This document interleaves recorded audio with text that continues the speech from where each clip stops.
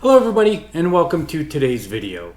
At this time last year, there was a battle of epic proportions between myself and a young unknown mead named Buck the Barnyard Wheatfunkle. Now, that fight went for many rounds. It was a tough battle, and to be honest, I'm not really sure who won. But after one full year, we're going to check up on that young buck and see how it's doing nowadays. Also, we'll be taste testing another mead that I had made almost exactly a year ago today.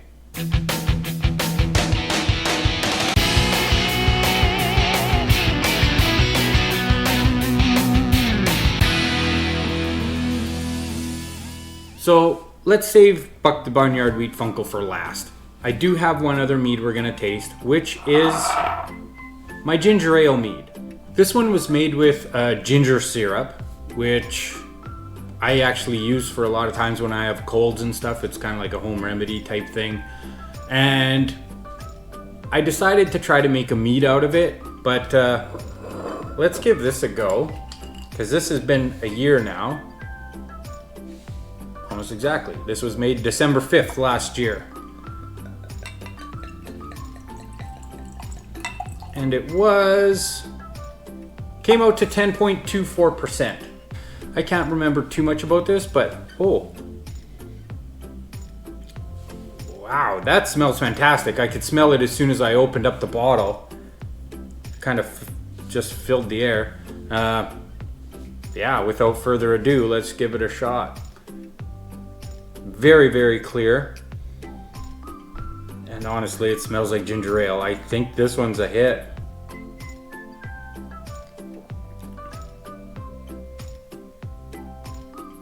That's actually not too bad.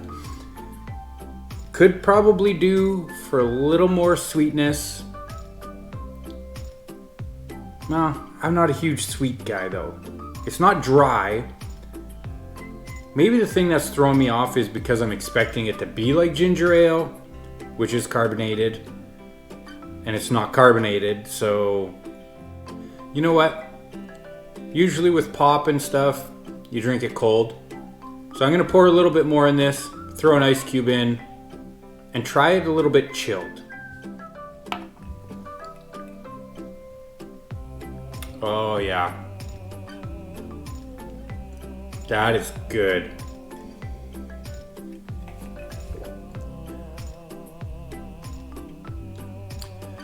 I really, really like that.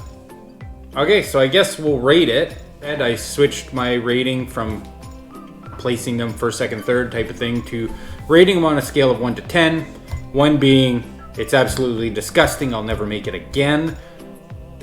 To 10 being, it's perfect, no changes needed.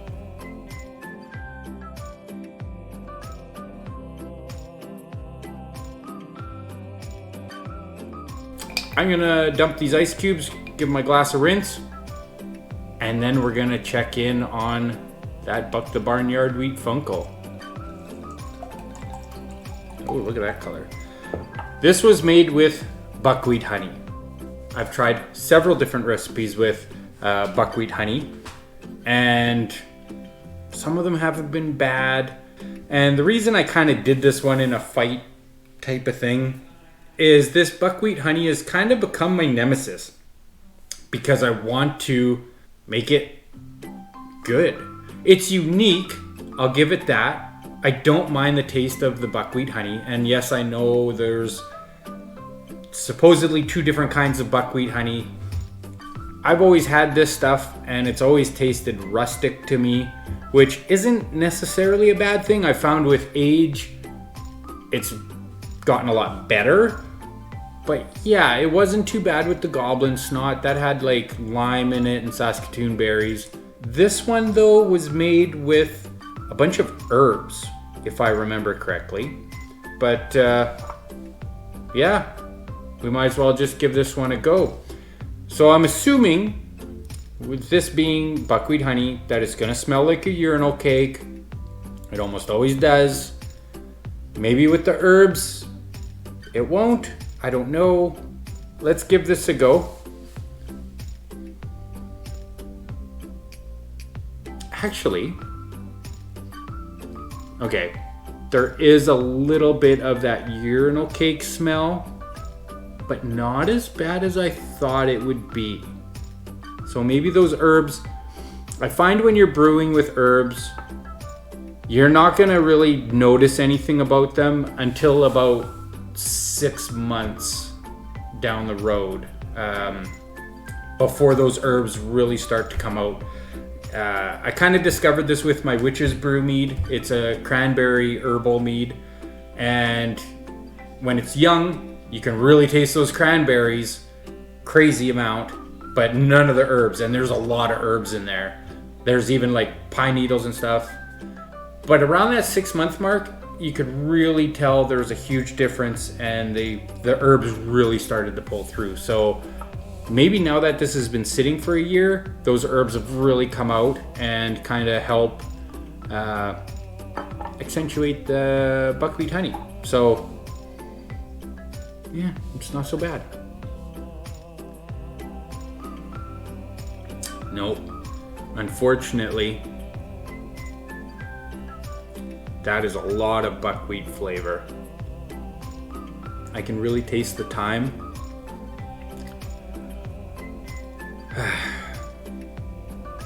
You know, this is saddening.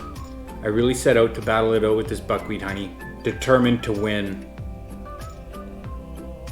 But I'm not gonna lie, that from what I recall of the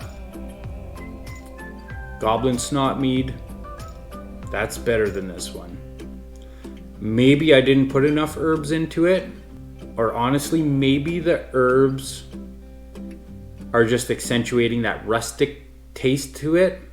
I mean, it's different, but I'm not gonna lie, it's not one.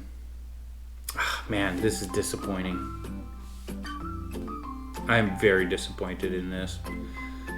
So I guess I'm the one that lost this fight. After a year, I thought for sure the verdict would be I win. I did not. So I have yet to win against this buckwheat honey. I think I'm onto something with the Goblin Snot. So maybe I may have to take another look at that and maybe tweak that one a little bit. I guess first I'll do a little bit of a rating. Out of 10, I mean, it's not absolutely disgusting. I don't think the herbs really do much besides that earthiness.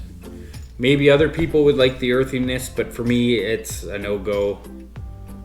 I am going to give this one a 3, which is my lowest rating I've ever given on one of my meads. I am sorely disappointed in this. How about you guys out there? Have you guys ever tackled the buckwheat honey? How did you go about it? Or like, did it turn out?